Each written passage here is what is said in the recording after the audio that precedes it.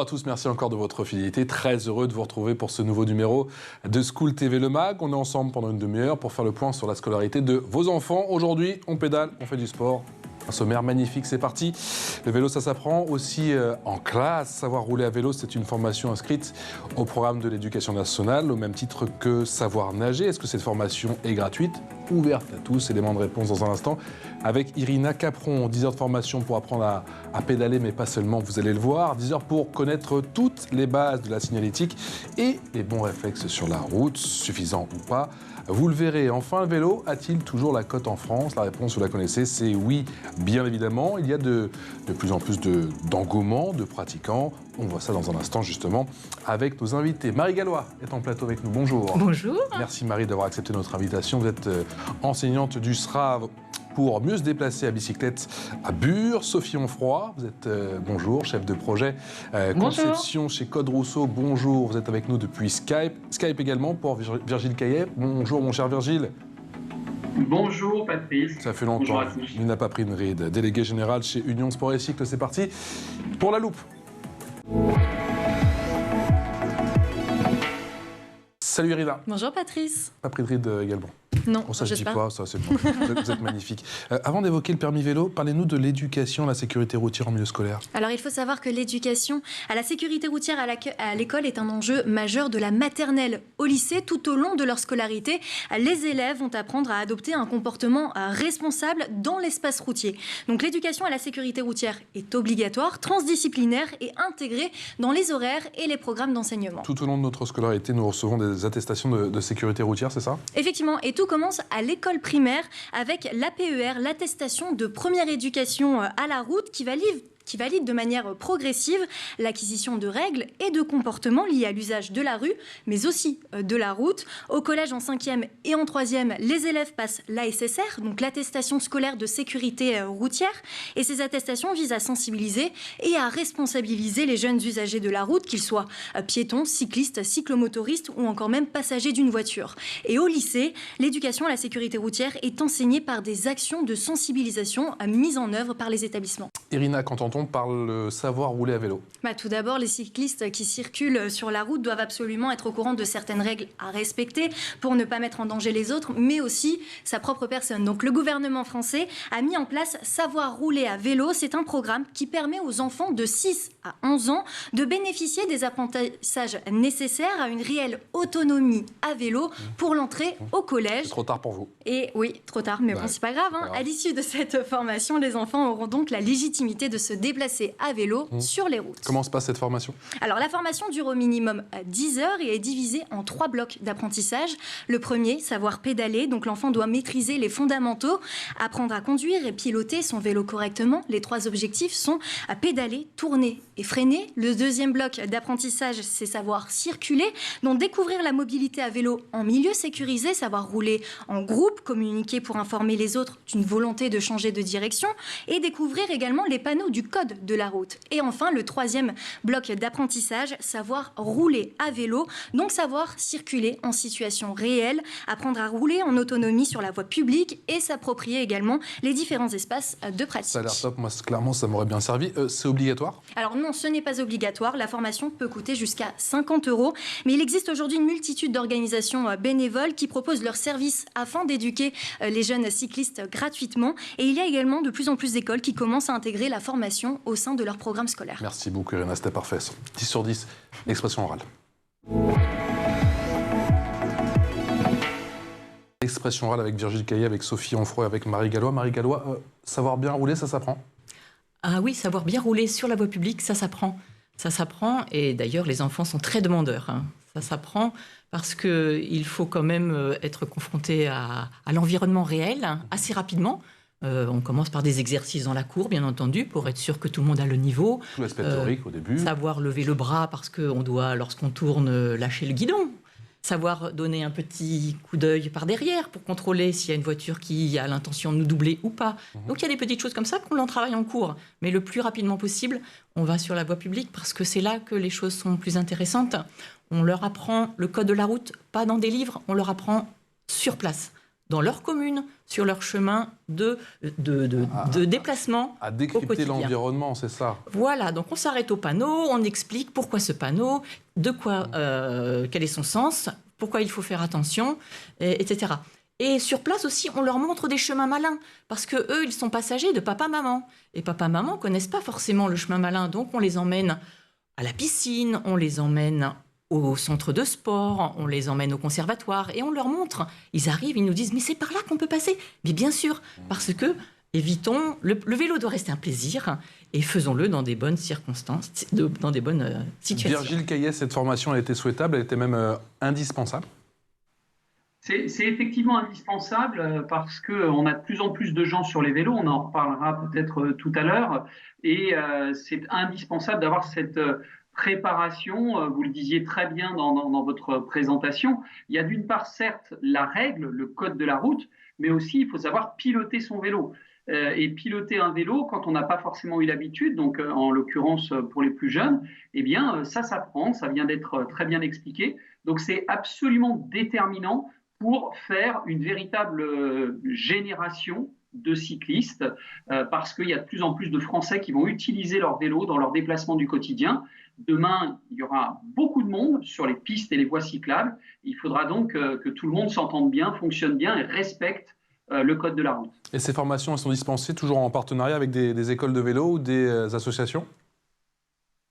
Alors, en fait, je dois reconnaître que le savoir rouler à vélo est quelque chose de tout à fait exceptionnel. C'est une formidable bonne idée, ça a été dit, c'est un apprentissage fondamental. En revanche, aujourd'hui, on a encore un petit peu de mal à le déployer, il faut bien le reconnaître. Il n'y a pas énormément de moyens alors que les enjeux sont considérables. C'est peut-être un petit peu le point de faiblesse du dispositif. On pourrait aller chercher beaucoup de relais avec les collectivités, avec les associations, avec les magasins de vélo, avec les clubs de cyclistes. Donc, il y a vraiment un maillage un petit peu à améliorer à ce niveau-là, je pense, y compris évidemment avec l'éducation nationale, qui est un acteur majeur et clé de ce dispositif. Mais en revanche, Patrice, on a vraiment, on doit déployer mieux ce dispositif qui est encore une fois tout à fait crucial dans l'utilisation du vélo. Sophie Onfroy, vous préférez voir le verre à moitié plein ou le verre à moitié vide concernant justement cette formation ? Non, je pense qu'il faut voir le verre à moitié plein. Ah pardon, Sophie Onfroy, excusez-moi Virgile. Sophie Onfroy, vous préférez voir le verre à moitié plein ou le verre à moitié vide concernant cette formation sur le savoir pédaler. Savoir rouler. Alors, c'est une très bonne forme. Voilà, c'est une très bonne initiative. Après, c'est quelque chose qui existe depuis de nombreuses années. C'est-à-dire que ce programme de l'élève rouleur, en fait, c'est quelque chose qui est intégré à l'APER. Donc, c'est le programme de formation à l'éducation routière tout au long de la primaire. Donc, c'est quelque chose qui existe déjà avec cette progressivité dont on parlait, c'est-à-dire le maniement du véhicule, ensuite savoir se déplacer, savoir choisir le meilleur itinéraire et puis savoir détecter les risques. Donc, c'est quelque chose qui existe déjà depuis de très nombreuses années. Donc après, c'est la forme, sous cette forme de 10 heures, qui est toute récente. Mais ce programme de formation, il est déjà depuis plus de 20 ans obligatoirement enseigné dans les écoles. Marie Gallois, vous êtes d'accord avec ça ? L'apprentissage des fondamentaux en vélo, ça ne date pas d'hier ? Alors je pense qu'il faut vraiment compléter, parce que là, il y a une réelle ambition. L'ambition, c'est que l'enfant se déplace en autonomie et qu'il aille au collège l'année suivante, seul, à vélo. Il y a une réelle ambition qui est quand même très, très importante. Et pour moi, c'est pas ce que l'on voit, parce que pour avoir eu mes enfants dans les écoles ou être au courant de ce qui s'y passe, l'APR, par exemple, on appelle ça permis vélo, mais en réalité, lorsqu'ils sortent dans les rues, qu'est-ce qui se passe ? Je vous parle de la commune qui est voisine. Eh bien, les gendarmes bloquent la circulation. Donc, en réalité, ce ne sont pas des enfants qui sont en circulation réelle sur la voie publique. Et c'est très important. Nous, lorsque l'on fait notre sortie sur route, on prévient les polices municipales en leur disant « surtout ne bloquez pas la circulation, car les enfants, il ne faut pas les mettre dans du coton, il faut qu'ils apprennent dans les situations réelles de circulation ». Donc l'ambition de ce nouveau savoir rouler à vélo, qui est dans ma commune depuis 2 ans, eh bien, c'est quand même fondamental. Il ne s'agit pas que de rester dans la cour ou d'être protégé par la gendarmerie. La réalité sur le terrain, elle est bien différente et l'ambition doit être là. Sophie Onfroy. Alors, effectivement, à la réalité sur les terrains, je l'entends complètement, hein. Après, c'est vrai que dans le programme, si on regarde vraiment le programme réglementairement, dans le programme de la paire, justement, dans le cycle 3, ça doit être justement en milieu ouvert, lors de randonnées de plus en plus longues. Donc après, c'est vrai que dans les écoles, effectivement, ils ont des contraintes de temps, de programme aussi. Ben, du coup, une sortie, ben, ça se prépare. C'est aussi plein de contraintes. Donc, mais réglementairement, c'est dans les textes depuis plus de 20 ans, en fait, cette possibilité d'être capable de circuler en situation réelle, en autonomie. Marie Gallois. Je suis très contente que vous parliez des contraintes, parce qu'en fait, j'ai une très bonne nouvelle aujourd'hui à vous annoncer. Oula, Ah oui, une très bonne nouvelle. Dans le 91, le département d'où je viens, l'Essonne, nous avons rencontré donc les associations, plus des gens, des professionnels, éducateurs mobilité à vélo. Nous avons rencontré le conseiller départemental responsable de la pédagogie, donc le conseiller qui gère finalement les savoirs roulés sur tout le département. Et nous avons décidé avec cette personne de rattacher l'activité savoir rouler à vélo à l'éducation civique. Parce qu'en fait, nous, ce qu'on leur apprend, c'est partager l'espace, c'est être avec une mobilité décarbonée, c'est se préoccuper de sa santé. Et en réalité, c'est pas du sport qu'on fait. C'est une activité physique. Et donc, on a décidé de rattacher le savoir rouler à vélo à l'éducation civique et non pas à l'éducation sportive. Et ça facilite énormément les agréments. Ça nous rend possible la pérennité de ce dispositif. Parce que l'éducation nationale, considérant que ce n'est pas du sport, mais une activité physique, comme le théâtre, le cirque, simplifie énormément les agréments. Et je conseille à tous les départements de France de travailler ainsi. Virgile Caillet, ce qui se passe justement dans le 91, le savoir rouler qui est rattaché à l'éducation pas sportive, civique, ni physique, mais civique, justement, ça peut être démultiplié sur le territoire. Exactement, et je pense qu'on ne mesure pas à quel point c'est important ce qui vient d'être dit. On a un vrai sujet aujourd'hui de civisme à vélo. Parce qu'il y a de plus en plus de gens, c'est mécanique, on n'a jamais eu autant de personnes qui utilisent leur vélo dans leur déplacement du quotidien, donc inévitablement, on se retrouve face à des conflits d'usage. Il suffit d'aller voir la rue de Rivoli à Paris pour s'apercevoir un petit peu de ce sujet de conflit d'usage avec différents types de vélos, différents types de personnes. Et évidemment, cette notion de civisme à vélo, elle doit s'apprendre très très tôt, de très bonne heure, dès qu'on pilote son vélo. Donc je trouve que ce qui vient d'être dit est extrêmement important. C'est vrai que le vélo, depuis, on va dire 50 ans, se développe sur deux piliers. Le sport avec le vélo de route, le loisir avec le VTT. Mais en revanche, depuis une petite dizaine d'années, et ça s'est accéléré très fortement sur ces 3 dernières années, c'est un troisième pilier, le pilier de la mobilité active. Donc on est bien dans une activité physique et non pas une activité sportive.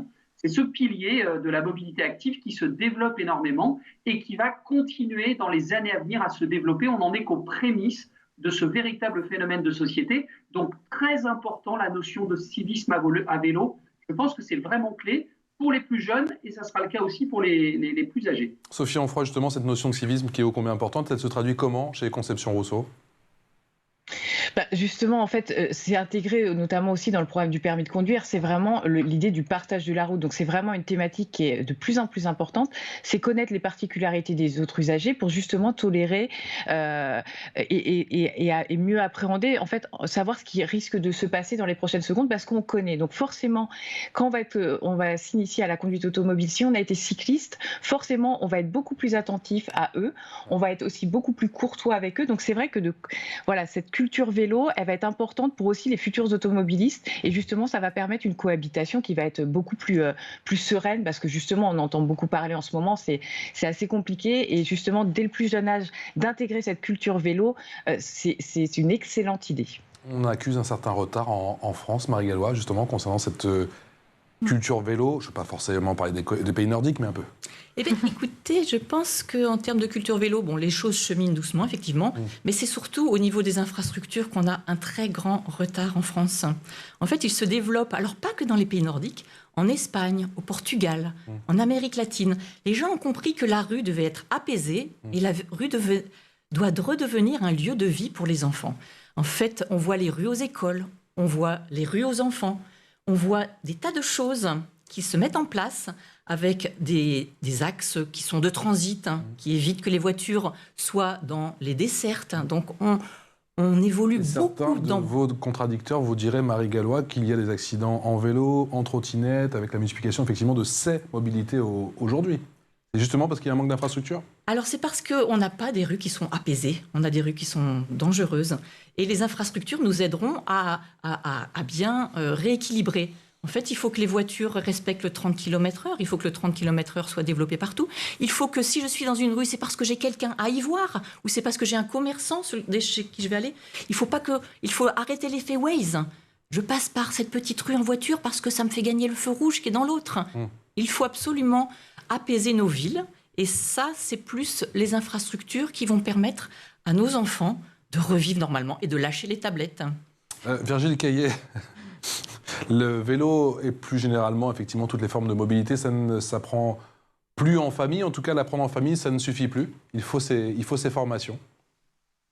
Alors, ces formations sont importantes et c'est bien de faire cet éclairage sur le savoir rouler à vélo. Figurez-vous que pour les adultes, il y a aussi des formations, on appelle ça la remise en selle. Et c'est presque aussi important parce que pour des adultes qui n'ont plus fait de vélo, en tout cas sur la voie publique depuis des dizaines d'années, extrêmement important de reprendre la maîtrise du véhicule. Et encore une fois, on en revient sur ce sujet de civisme. Parfois, on a un peu l'impression, quand on est sur un vélo, d'être en totale liberté, plus de feu rouge, plus de stop, plus de priorité. Et c'est là où on peut avoir des situations extrêmement dangereuses. Donc c'est important vraiment d'inculquer ça dès le plus jeune âge, savoir rouler à vélo. Ce qui vient d'être dit sur la ville apaisée, j'adhère aussi. Au-delà de la ville apaisée, c'est effectivement toutes les infrastructures. Quand on parle d'infrastructures, on parle essentiellement de deux choses. On parle des pistes cyclables et on parle des parkings. Parce que le vol et la dégradation, c'est un des premiers freins à l'achat d'un vélo. Donc il y a un enjeu d'aménagement de la ville, d'aménagement du territoire par rapport au vélo. Toute notre société, toutes nos villes ont été conçues à partir des années 70 pour accueillir des voitures. Et de ce point de vue-là, vous le disiez tout à l'heure, Patrice, on a près de 40 ans de retard sur des pays comme la Hollande. Mais c'est vrai qu'on fait beaucoup d'efforts, on avance très vite, on progresse très vite. Et nous, on met beaucoup de pression, c'est peut-être pas le terme, d'enthousiasme pour accompagner le gouvernement dans son plan national vélo. Sophie Onfroy, chez Code Rousseau, on s'inspire de ce qui est fait chez nos voisins? Par rapport à la formation, c'est-à-dire ça? Par rapport notamment à je parle de vos programmes notamment, par rapport à toute la signalétique. Alors, la signalétique, on est obligé régulièrement de mettre à jour nos ouvrages parce qu'effectivement, il se passe pas mal de choses sur les aménagements cyclistes, notamment le sas cycliste qui arrive et les doubles sens cyclables et justement tous les risques que ça amène, en tout cas tous les nouveaux comportements qu'il faut adopter. Donc forcément, c'est des choses qu'on doit régulièrement mettre à jour et diffuser au maximum pour que justement, en fait, que la plupart des gens soient au courant parce que du coup, il y a beaucoup de gens encore qui sont surpris et qui pensent que la personne qui roule à contresens n'a pas le droit de le faire, alors que du coup les cyclistes ont le droit, dans la plupart des routes limitées à 30, dans les zones 30, de rouler pas à contresens. En fait, c'est ce qu'on appelle les doubles sens cyclables, donc du coup elles peuvent circuler dans les deux sens. Marie Gallois. Oui, donc c'est des choses qui doivent se savoir. Marie. Pour compléter, c'est vrai ce qui a été dit sur le double sens cyclable, entre autres, mais il y a le M12, ce fameux petit triangle qui permet aux cyclistes de céder le passage, mais de passer au feu rouge. Le M12, vous regarderez. Oui, je regarderai, parce que je ne l'ai jamais vu. C'est très technique. Vous l'avez vu, mais vous ne l'avez pas remarqué. Et si je parle de ça, c'est parce qu'en fait, moi, j'ai l'impression qu'il faudrait un recyclage adulte motorisé. Et ça, c'est quelque chose dont on n'entend pas parler par rapport au code de la route. Je trouve qu'en France, on devrait refaire des recyclages qui ne soient pas forcément avec un examen, mais un recyclage code de la route pour les adultes motorisés. Et je suis certaine que ça apaiserait beaucoup les choses aussi, parce que les cyclistes ne grillent pas toujours les feux rouges. Ils ont parfois l'autorisation de le faire pour se mettre en meilleure sécurité. Virgile Caillet, vous êtes d'accord avec ça? Oui, non, mais indiscutablement, il y a un sujet d'acculturation. Là, on voit un vrai phénomène autour du vélo. On l'a dit sur les enfants et vous le constatez tous les jours autour de chez vous pour ce qui concerne les adultes. Il y a le phénomène des vélotaffeurs, ces gens qui utilisent leur vélo pour les trajets domicile-travail. On voit de plus en plus de tourisme itinérant à vélo. On voit l'émergence, ce sont encore des signaux faibles, mais l'émergence des vélos cargo. Donc c'est tout un tas de nouveaux acteurs qui vont arriver sur les pistes cyclables ou sur les routes, sur la voie publique. Donc il y a effectivement les aménagements, il y a les mesures incitatives, il y a la formation, et puis voilà, il va falloir accompagner cette remise en selle, on le disait tout à l'heure. C'est très important, franchement, de rapidement agir. Pourquoi ? Parce que tous les indicateurs laissent à penser que dans les 3 années qui viennent, on va avoir une augmentation considérable des gens qui vont utiliser leur vélo au quotidien. Donc il va falloir l'assumer, il va falloir qu'on sache les accueillir sur la piste cyclable, sinon on va avoir une accidentologie qui va augmenter. Quand on voit l'urgence dont parle Virgile Caillet, Marie Gallois, on se demande pourquoi, eh bien, même si je ne veux pas critiquer pour critiquer, mais il y a cette formation qui coûte une 50aine d'euros. Est-ce qu'elle ne devrait pas être simplement gratuite et véritablement obligatoire ? Alors, moi, je suis pour, effectivement. D'ailleurs, je croyais qu'elle serait obligatoire en 2025, mais j'ai peut-être pas la bonne information. En revanche, dans notre commune, qu'est-ce qui s'est passé ? La première année, nous avons fait financer l'intervenant qui est éducateur mobilité à vélo. Nous l'avons fait financer par des certificats économie d'énergie. Si vous connaissez le principe. Donc ça, c'était pour mettre le pied à l'étrier et pour donner envie à notre maire d'aller plus loin. Cette année, donc 150 enfants sur une commune, on est 10 000 habitants, 3 groupes scolaires, 150 enfants sont formés cette année à nouveau. Eh bien, la mairie a pris, évidemment, le budget à sa charge. Et ça, ce sera pérenne, parce qu'au final, pour une mairie, c'est pas grand-chose. Et donc, c'est gratuit, bien entendu, pour les enfants. On leur prête même des vélos lorsqu'ils n'en ont pas. C'est un bon investissement, je trouve, justement, au niveau de la mairie. Je crois que vous avez réussi à faire... Oui. Ça crée de l'emploi, parce que tous ces nouveaux métiers, qui sont les éducateurs mobilité à vélo, les gens qui réparent les vélos, nous-mêmes bénévoles qui sommes initiateurs mobilité à vélo, ce sont des nouveaux métiers et il y a un gisement d'emploi énorme dans ces nouveaux métiers. Mais à la fin de la formation, les élèves reçoivent un diplôme ou une attestation comme la SSR, par exemple ? Alors tout à fait, donc à la fin de ces diplômes, alors nous on fait plus que 10 heures, le 10 heures c'est le minimum, nous faisons 6 demi-journées.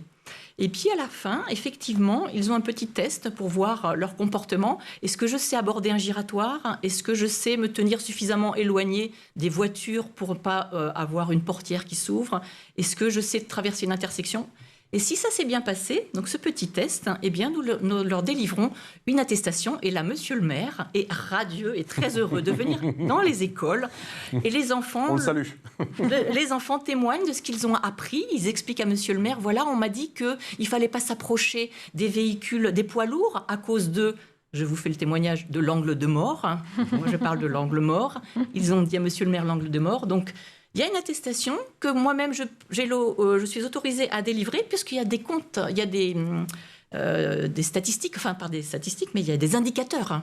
Donc, l'éducation nationale est intéressée à ce que les indicateurs montrent que le savoir rouler à vélo, c'est mis en place et qu'on délivre. Alors, on ne délivre pas à tout le monde l'attestation.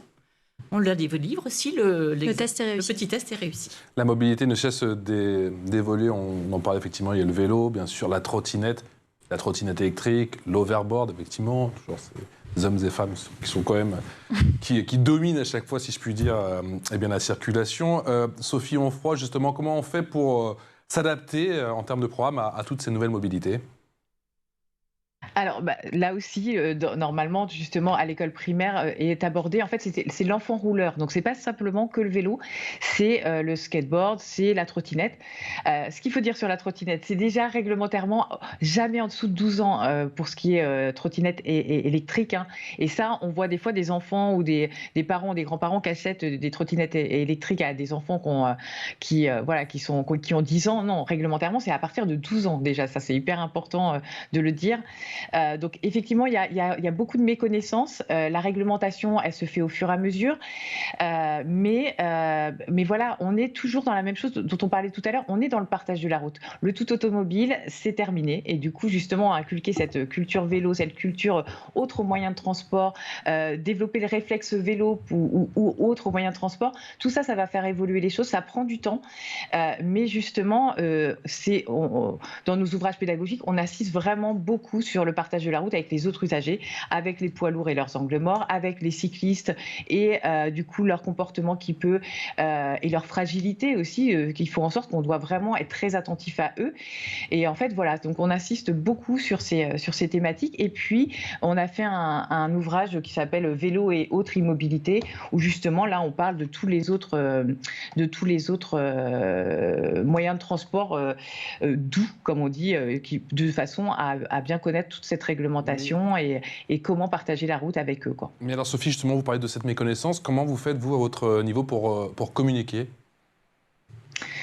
Alors, du coup, nous, on apporte aux auto-écoles des supports qui permettent justement d'enseigner à leurs élèves, puisque nous, on est éditeur et donc, du coup, nos clients, ce sont les auto-écoles. Donc, justement, on leur donne beaucoup de supports pour montrer les différents risques. Il y a aussi pour une leur partie sur montrer, les réseaux sociaux, avec des vraiment... quiz sur différents supports ou sur différentes applications.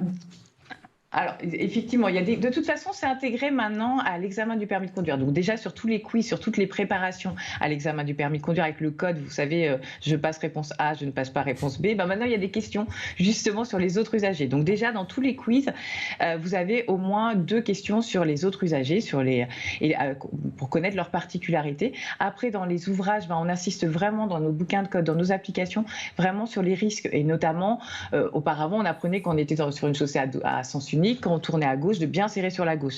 Maintenant, si on est en agglomération, on a intérêt de faire attention parce qu'il y a un cycliste qui peut passer puisque les doubles sens cyclables, maintenant, sont autorisés. Donc, c'est plein de choses comme ça qui sont importantes d'être illustrées parce que du coup, avant d'arriver sur la route, pour qu'ils ne soient pas surpris et justement comprendre que du coup, ils ont le droit de le faire et que du coup, ça ne doit pas générer de la colère et que justement, c'est à nous, automobilistes, de bien se placer de façon à sécuriser leur déplacement. C'est vraiment insister sur leur fragilité. Ça me met la pression, je sens que je ne suis pas du tout à jour. Je ne suis pas du tout à jour. L'info en plus, tout de suite avec Irina. Allez, info en plus, direction sans plus tarder Israël, ma chère Irina, avec un permis qui est entré en vigueur pour les vélos. Effectivement, et depuis le 1er janvier 2019, le permis A3 est entré en vigueur uniquement pour les vélos électriques. Ce permis peut être délivré dès l'âge de 15 ans et demi. L'examen est théorique, composé de 30 questions sur le code de la route et la sécurité. C'est vrai que l'utilisation d'un vélo électrique, justement par des novices, engendre plus d'accidents. C'est pourquoi le gouvernement israélien a voulu réagir. Désormais, le moindre écart aux règles de sécurité, comme la conduite en état d'ivresse, le non-port du casque ou l'usage de téléphone portable ou d'oreillettes, est puni d'une amende de 200 à 300 €. Et le gouvernement israélien se penche désormais sur la réglementation des trottinettes électriques. En Israël comme en France, plus de vélos, plus d'accidents. Marie Gallois. Eh bien, les statistiques prouvent l'inverse. En réalité, plus de vélos, plus d'accidents, oui, mais proportionnellement, non. On n'est pas sur des chiffres. Donc en volume, oui, mais si effectivement, si on fait la proportion... Proportionnellement, ce n'est pas plus d'accidents. Et surtout... Donc ça, c'est une info qu'il faut combattre, qu'on entend beaucoup, effectivement. Oui, les associations cyclistes, effectivement, on essaye de rectifier un petit peu ces fausses informations. Ouais. Et c'est surtout sur la santé, parce qu'en réalité, il y a plus de risques de ne pas faire de vélo que d'en faire. Au niveau de la santé, on a un problème de santé publique énorme. Nos jeunes qui ne bougent plus. D'ailleurs, même le président dit, et il a bien raison, il faut faire 30 minutes d'activité physique supplémentaire à l'école. Et nous, on a une proposition à faire, qui est déjà mise en application dans certaines communes. Regardez la banlieue de Bordeaux. À Bordeaux, il y a une commune qui s'appelle Saint-Aubin en Médoc. Eh bien, depuis plusieurs années, le maire a décidé que le conducteur, l'employé municipal qui conduisait le ramassage scolaire en bus, a mis en place un vélobus. Et les enfants vont tous à l'école en rattrapant le vélobus, conduit par quelqu'un de la commune, un employé municipal. Donc, ce n'est pas des parents qui doivent se relayer, qui doivent gérer ça. C'est l'employé municipal. Les enfants vont tous à l'école en vélo et ils font leurs 30 minutes d'activité physique, ce qui fait que le reste du programme n'est pas bouleversé. Donc, proposons ça à notre président, proposez ça à vos enseignants, proposez ça à vos mairies. Virgile Caillet, la pratique du vélo, c'est bien plus qu'une tendance, on l'a dit en France. Il y a des enjeux bien plus importants, notamment sur le plan physique ou sur le plan environnemental, bien évidemment. Oui, évidemment, c'est aussi des enjeux, disons-le, économiques. En France, en 2021, ce sont 2,8 millions de vélos neufs qui ont été vendus. Donc, vous voyez à peu près le volume, hein, c'est 3,4 milliards de chiffre d'affaires aujourd'hui entre le vélo, les pièces et les accessoires, et puis une vraie volonté de relocalisation, de réindustrialisation en France d'un certain nombre de composants, de façon à être un petit peu moins dépendant de pays très éloignés du globe, et puis de rapprocher un peu, d'aller vers des circuits courts. Le vélo, c'est bien évidemment la santé, c'est vrai. C'est aussi le respect de l'environnement, c'est vrai. C'est le désengorgement des centres-villes, c'est vrai. Et puis, il y a un élément parfois qu'on oublie de dire, parce que nous, on a analysé au travers de certaines études le comportement des gens qui utilisaient le vélo. Et en fait, on s'aperçoit qu'un des premiers facteurs, des premiers critères d'utilisation du vélo, eh bien, c'est tout simplement le pragmatisme. Ça coûte moins cher, on gagne du temps, on n'a pas de problème de parking, on est dépendant de personne ni des transports en commun, etc. Alors oui, on n'ira jamais à l'encontre de la météo, mais en tout cas, le vélo, c'est pratique, c'est bon pour la santé, c'est bon pour l'écologie. En somme, c'est que des aspects positifs. Merci, ce sera le mot de la fin, Virgile Caillet. Et j'ai toujours rêvé de dire ça. Vive le vélo, Virgile Caillet, Sophie Onfroy et Marie Gaulois, merci beaucoup d'avoir été avec nous aujourd'hui sur School TV. Un grand merci à vous, ma chère Irina. Merci à vous. On se retrouve très vite pour un nouveau numéro de School TV Le Mag.